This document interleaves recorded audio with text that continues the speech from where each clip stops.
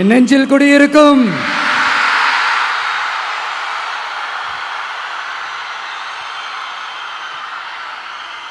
தமிழக மக்கள் உங்கள் அனைவருக்கும் என்னுடைய வணக்கமும் என்னுடைய நன்றிகளும். குறிப்பா திருச்சி கிழக்கு தொகுதி மக்கள் உங்கள் அனைவருக்கும் என்னுடைய ஸ்பெஷல் வணக்கமும் ஸ்பெஷல் நன்றிகளும். இதை நான் ஏன் இப்படி சொல்கிறேன்னா, என்னை இப்போ பெரம்பூர் தொகுதி எம்எல்ஏன்னு தான் சொல்லுவாங்க. பட் ஆனால் அது எலெக்ஷன் கமிஷனோட அந்த சட்ட விதிகளுக்கு மட்டும்தான் அப்படி. ஆனால் என்னை பொறுத்த வரைக்கும், தமிழ்நாட்டை பொறுத்த வரைக்கும், தமிழ்நாட்டுக்கு எப்படி திருச்சி ஒரு இதயம் மாதிரியோ, அந்த மாதிரி என்னோட இதயத்துக்கு திருச்சி கிழக்கு தொகுதி மக்களும் ரொம்ப ரொம்ப ரொம்ப க்ளோஸ் தான். அதில் எந்த மாற்றமும் கிடையாது. சரிங்களா?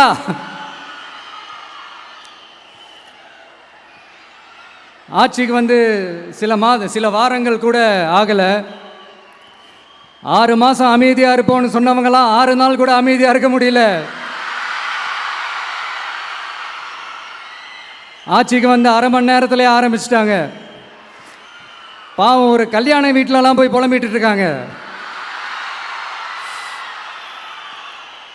நான் சொன்னதெல்லாம் நடக்குதா? 1 by 1 எல்லா புலம்பல்ஸும். அது மாதிரி இத்தனை வருஷமா மாற்றி மாற்றி உங்களை ஏமாற்றிக்கிட்டு இருந்த இந்த 2 பேரையும் வேண்டாம்னு சொல்லி ஒதுக்கிட்டு உங்களுக்காக உண்மையாக உழைக்க வந்த உங்க விஜய, உங்க அண்ணனை, உங்க தம்பிய முதல் அமைச்சரா இல்ல முதல் சேவகனா ஆக்கியிருக்கிறீங்க. தலை வணங்கி ஒட்டுமொத்த தமிழக மக்களுக்கும் இந்த நேரத்தில் என்னுடைய நன்றியை தெரிவிச்சுக்கிறேன். இந்த நேரத்தில் எங்களுக்கு ஆதரவு தெரிவித்த அத்தனை இயக்கங்களுக்கும், அத்தனை இயக்கத்தின் தலைவர்களுக்கும் மீண்டும் என்னுடைய நன்றியை தெரிவிச்சுக்கிறேன்.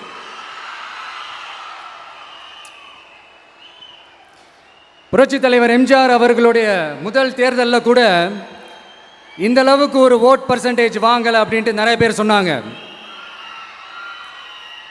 ஆனால் நீங்கள் டிவி கேட்க அவ்வளோ நீங்கள் ஆதரிச்சிருக்கிறீங்க. நான் எம்ஜிஆர் அவர்களோடலாம் நான் கம்பேர் பண்ணல. எம்ஜிஆர் தான். ஆனால் நாம் பெரியார், அண்ணா, எம்ஜிஆர் அவர்கள் வழியில் ஒரு அன்பா உழைக்க வந்த உங்கள் விஜய், அவ்வளவுதான். 1977 நீங்கள் போடாத ஓட்டை 2026 நீங்கள் போட்டிருக்கிறீங்க. என்ன ஒன்று, இன்னும் கொஞ்சம் அதிகமாக ஆதரிச்சிருந்தீங்கன்னா கொஞ்சம் நல்லா வந்திருக்கும். பட் பரவாயில்ல, ஃப்யூச்சரில் வரப்போகிற எல்லா தேர்தலையும் உங்களுடைய முழு சப்போர்ட்டை என்னால் வாங்க முடியுன்ற அந்த ஒரு நம்பிக்கை இப்போ என் மனசில் ரொம்ப ஆழமாக பதிஞ்சிருக்கு. ஏன்னா நீங்கள் அமைச்சு கொடுத்துருக்கிற இந்த ஆட்சியில் எல்லா நன்மைகளையும் நீங்கள் கண்கூடா பார்க்க தான் போறீங்க அப்படின்ற அந்த கான்ஃபிடென்ஸும் இப்போ என் மனசில் ரொம்ப ஆழமாக பதிஞ்சிருக்கு. யார் எந்த நிலைமைக்கு எந்த பொசிஷனில் போனாலும் இந்த கிண்டலும் கேலியுமா பேசுறது இருக்க தானே செய்யும். நம்மளை பற்றி, நம்ம அரசியலை பற்றி, நம்ம பேச்சை பற்றி இந்த கிண்டலும் கேலியுமா பேசிட்டு தானே இருப்பாங்க. அவங்க எல்லாருக்குமே என் சைட்லேருந்து ஒரே ஒரு ரிக்வெஸ்ட், தயவு செஞ்சு நிப்பாட்டிடாதீங்க. தயவு செஞ்சு கண்டினியூ பண்ணுங்க. நீங்க தான் என்னோட எனர்ஜி ஃபோர்ஸ். நீங்க பேசிக்கிட்டே இருங்க, பேசிக்கிட்டே இருங்க, பேசிக்கிட்டே இருங்க. நான் மக்களுக்கு தேவையான நல்லதை செஞ்சுக்கிட்டே இருக்கேன், செஞ்சுக்கிட்டே இருக்கேன், செஞ்சுக்கிட்டே இருப்பேன். அடுத்து இப்போ நம்ம புதுசாக அந்த சூட்லாம் போட்டு வரோம்ல, அதை பற்றி கூட நிறைய பேர், ஏன் நாமெல்லாம் கோட் சூட்லாம் போடக்கூடாதா? அதிகாரம் செய்கிறவங்களும் ஆதிக்க சக்திகளும் மட்டும்தான் கோட் சூட்லாம் போடணுமா என்ன? அப்பெல்லாம் எதுவுமே கிடையாது. நான் என்ன கலர் கலராக போட்டு வரேன், 2 கலர். நம்ம எல்லாரும் மனசு மாதிரியே பிளாக் அண்ட் ஒயிட். எல்லாத்திலையும் பிளாக் அண்ட் ஒயிட்டா இந்த விஜய் இருப்பான் அப்படின்னு காட்டுறதுக்கு தான் அந்த கலர். அடுத்து அந்த பிளாக் கூட யாரை குறிக்கும், எதை குறிக்கும்ன்றது நான் சொல்லி தான் தெரியணும்னு அவசியம் இல்லாத உங்களுக்கே நல்லா தெரியும். எல்லாத்துக்கும் இப்படி வழக்கம் சொல்லிக்கிட்டு நசன் பேசுகிற டைப்பும் நம்ம கிடையாது. உங்களுக்கே தெரியும், அதிகபட்சமாக எல்லா மீட்டிங்கிலும் 20 நிமிஷம்குள்ளே தான் நான் பேசியிருக்கிறேன்.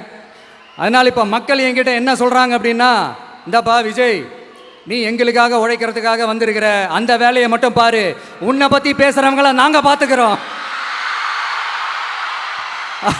அப்படின்னு சொல்லிட்டாங்க. சரி, ஆனது ஆச்சு. இப்போ என்ன, உனக்கு எதிரிகளே இல்லையா அப்படின்லாம் கேட்டால் அப்படிலாம் நான் சொல்ல மாட்டேன். அப்படிலாம் நான் நினைக்கவும் மாட்டேன், அப்படி நினைக்கவும் கூடாது. இப்பவும் சொல்கிறேன், அரசியல் ரீதியாக சொல்கிறேன், 2 பேருக்கு நடுவில் தான் போட்டியே. ஒன்று இன்னொன்று, எஸ், ஒன்று டிவிக்கு, இன்னொன்று டிஎம்கே. இதுக்கு நடுவில் வேற யாருக்கும் எந்த வேலையும் கிடையாது. ஏதாவது இருக்குன்னு சொல்றீங்க? எலெக்ஷனுக்கு முன்னாடியும் அவங்களுக்கு ஒரு வேலையும் இல்லை, இப்போ எலெக்ஷனுக்கு அப்புறம் சுத்தம்.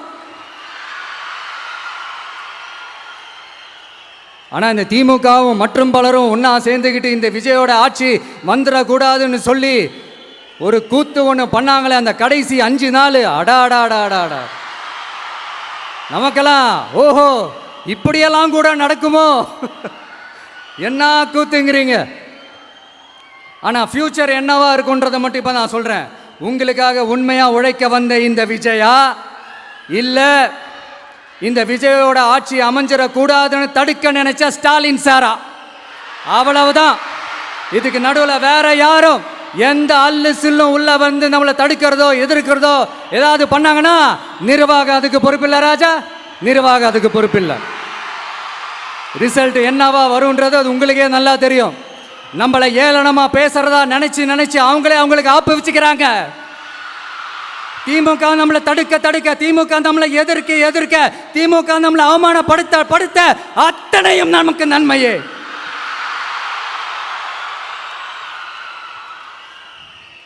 ஒன்று கவனிச்சிங்களா மக்களே, நம்ம ஆட்சிக்கு வந்ததுக்கு அப்புறம் ஒரு விஷயம் ஒன்று நடந்துகிட்டு இருக்கு.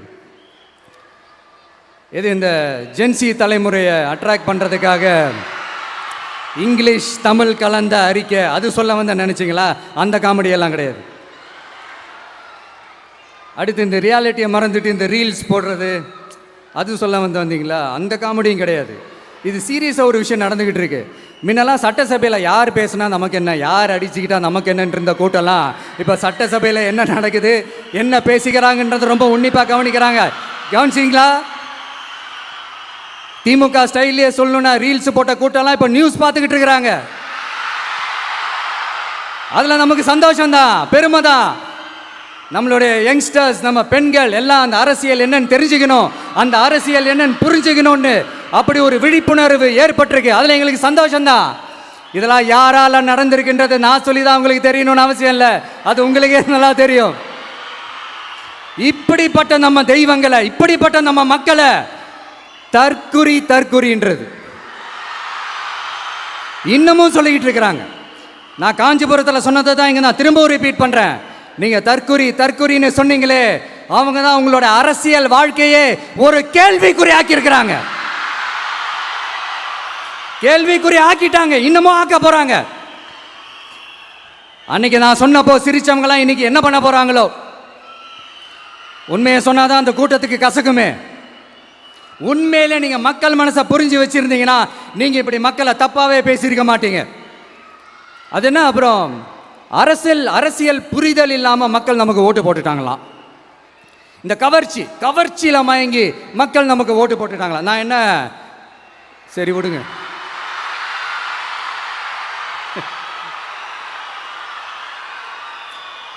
மக்கள் அவங்களுக்கு ஓட்டு போட்டா அந்த மக்கள் நல்லவங்களாம், அதே மக்கள் நமக்கு ஓட்டு போட்டா அந்த மக்கள் கெட்டவங்களா? தற்குறியா? இதே மக்கள் தான் இத்தனை வருஷமா உங்களுக்கு ஓட்டு போட்டுட்டு இருந்தாங்க. உங்களுக்கு மட்டும் என்ன, வேற ஏதாவது பிளானெட்ல இருந்து குதிச்சு ஓட்டு போட்டு போனாங்களா? தற்குறியாமா? தற்குறி நல்லா வருது, வேணான்னு பாக்குறேன். எங்க அண்ணன் விஜயகாந்த் அண்ணன் சொல்ற மாதிரி, அண்ணா அவர்கள் ஆரம்பிச்ச கட்சியை ஒரு அடிமை கூடாரமா ஆக்குனது யாருங்க சார்? இப்படியெல்லாம் ஆக்கிட்டு உண்மையை சொல்லு உடன்பிறப்பேவா. உங்களோட அந்த உண்மையான உடன்பிறப்புக்கெல்லாம் என்ன சொல்றாங்க தெரியுமா சார்? திமுக இப்படி ஆனதுக்கு காரணம். அந்த காரணத்தை வெளியிலலாம் போய் தேடாதீங்க, உங்க குடும்பத்துக்குள்ளேயே கேளுங்கிறாங்க. உங்களுக்காக மாடா உழைச்சி தேஞ்சு போய் கிடக்கிறோம். திமுக இப்படி ஆனதுக்கு காரணம் உழைக்காம சொகுசா இருக்கிற உங்க குடும்பத்துக்குள்ளேயே போய் கேளுங்கிறாங்க. ஒவ்வொரு திமுக தொண்டனும் அதை சொல்றாங்க. அதை புரிஞ்சிக்காம நம்மளையும் நம்ம மக்களையும் தப்பா பேசிக்கிட்டு, நீங்க மக்களை தப்பா பேசுனீங்கன்னா இந்த விஜய் வந்து கேள்வி கேட்பான், சும்மா இருக்க மாட்டான். இந்த விஜயும் தமிழ்நாட்டு மக்களும் வேறு வேறு இல்லை. இந்த விஜய் தான் தமிழ்நாட்டு மக்களோட ஒரு உண்மையான ஒரே பிரதிநிதி. இது இன்னைக்கும் சரி, நாளைக்கும் சரி, நாளன்னைக்கும் சரி, இதுதான் நிஜம். மறுபடியும் சொல்றேன், நமக்கும் மக்களுக்கும் இடையே இருக்கிற இந்த பூர்வ ஜென்ம பந்தத்தை, அந்த உறவை ஏதோ இந்த சதிகள் சூழ்ச்சிகள் பண்ணி யாராலையும் எதுவும் கெடுக்கவே முடியாது. கெடுக்க ட்ரை பண்ணீங்க.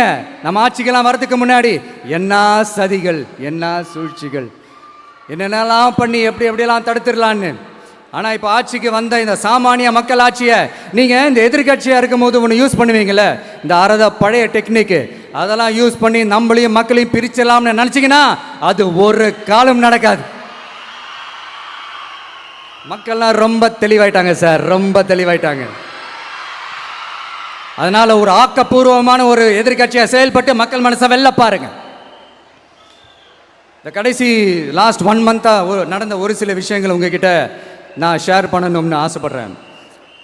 இந்த 200 யூனிட் மின்சாரம், கட்டணமில்லா மின்சாரம் அறிவித்தோம். அதில் ஆல்ரெடி இருந்த 100 யூனிட் திமுக கொடுத்தது கிடையாது. மேடம் ஜெயலலிதா மேடம் இருந்தப்போ செஞ்சுட்டு போனது.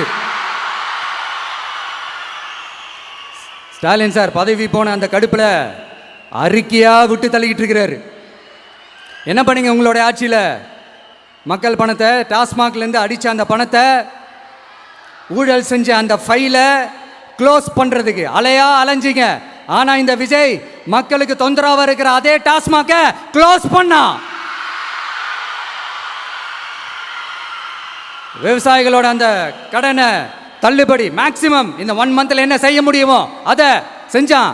நீங்கள் தான் அந்த நிதி சம்பந்தமாக இருக்கிற எல்லா கேட்டையும் லாக் பண்ணி வச்சுட்டு போயிருக்கிறீங்க. அதை சரி செய்ய வேணாமா? அதை ஒழுங்குபடுத்த வேணாமா? அதனால் மறுபடியும் சொல்கிறேன், இந்த விஜய் பொய் சொல்லி ஏமாத்துறதுக்காகலாம் அரசியலுக்கு வரல. உங்கள் கூடவே நிற்கிறதுக்காக மட்டும்தான் அரசியலுக்கு வந்திருக்கிறேன். அதில் எந்த மாற்று கருத்துமே கிடையாது. கவலையப்படாதீங்க விவசாய பெருமக்களே. அடுத்து இந்த சட்டம் ஒழுங்கு, அது சரியில்லை இது சரியில்லைன்னு சொல்லி திமுகவும் மற்றும் பலரும் மாறி மாறி கூவுறீங்க. நான் ஒன்று கேட்குறேன், இந்த மாடல் அரசுன்னு சொல்கிறீங்களே, அதில் என்ன செஞ்சு வச்சுட்டு போயிருக்கீங்க? ஒரு ஊர் விடாமல், ஒரு தெரு விடாமல் போதைப் பொருள் கலாச்சாரம் அப்படியே ஸ்ப்ரெட் ஆகி கொட்டி கிடக்குது. அது அப்போவே இனிஷியல் ஸ்டேஜ் அதை நீங்கள் கண்ட்ரோல் பண்ணியிருந்தீங்கன்னா இத்தனை பெண்களை இழக்க வேண்டிய ஒரு சூழ்நிலை ஏற்பட்டிருக்குமா? எல்லாத்தையும் பண்ணிட்டு பழியை தூக்கி ஏன் மேலே போடுறாங்க? நீங்கள் என்ன பழி நம்ம மேலே போட்டாலும் மக்கள் நிம்மதியாக வாழக்கூடிய அந்த செயலை கண்டிப்பாக இந்த விஜய் செஞ்சு தான் காட்டுவான். அதுக்காக தான் எஃபிஷியண்டான போலீஸ் ஆஃபீஸர்ஸ் நான் அப்பாயிண்ட் பண்ணியிருக்கிறேன். எஃபிஷியண்டான அந்த போலீஸ் ஆஃபீஸர்ஸ் டீம் நான் அப்பாயிண்ட் பண்ணியிருக்கிறேன். பெண்கள் பாதுகாப்பான அந்த சிங்கப்பெண் காவல் படை நெக்ஸ்ட் வீக் அதை இனாகரேட் பண்ண போகிறோம். தப்பு செஞ்சவங்களுக்கான தண்டனை, அதுக்கான சார்ஜ் ஷீட் எல்லாமே ரொம்ப ஃபாஸ்ட்டாக ரொம்ப ஸ்பீடாக செய்கிறதுக்கான அந்த வேலையை செய்ய சொல்லியிருக்கிறோம். கோர்ட்டில் கூட தப்பு செஞ்சவங்களுக்கான அந்த கடுமையான தண்டனை வாங்கி கொடுக்கறதுக்கான அந்த வேலையையும் ரொம்ப சீக்கிரமாக செய்ய சொல்லியிருக்கிறோம். அதனால் நீங்கள் என்ன பழி நம்ம மேலே போட்டாலும் உண்மையாக உறுதியாக மக்களுக்கு தேவையான எல்லா விஷயங்களையும் இந்த விஜய் செஞ்சு தான் காட்டுவான். இப்படியெல்லாம் நம்ம சொல்கிறதுனால இவங்க என்ன சொல்லுவாங்க தெரியுமா?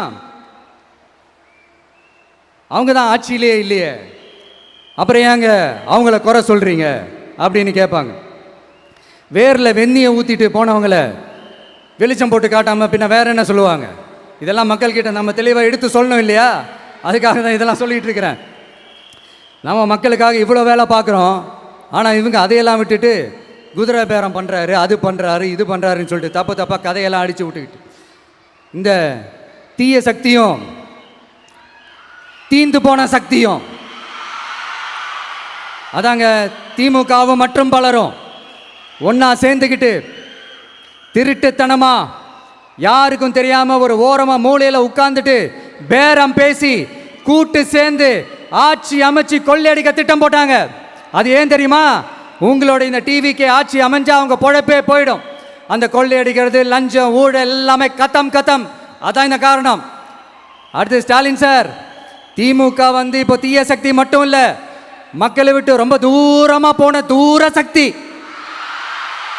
ஓர சக்தி, கோர சக்தி, பார சக்தி. நீங்க எப்போ இந்த தீந்து போன சக்தியோட நீங்க கூட்டு சேர்ந்துக்கிட்டு ஆட்சி அமைக்கணும்னு நினைச்சீங்களோ அப்பவே இந்த திமுக தூர்ந்து போன சக்தியாகவும் ஆயிடுச்சு. நீங்களாம் நம்மளை பத்தி அவதூறு பேசலாமா சார்? இது நியாயமா? மக்களை இவ்வளோ பெரிய மக்கள் சக்தி நம்மளோடு இருக்கும் போது நமக்கு எதுக்கு வேற அரசியல்?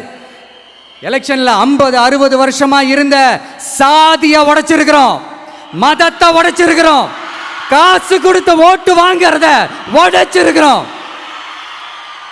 நாம எது செஞ்சாலும் கான்ஸ்டிடியூஷன்ல தான் செய்வோம்.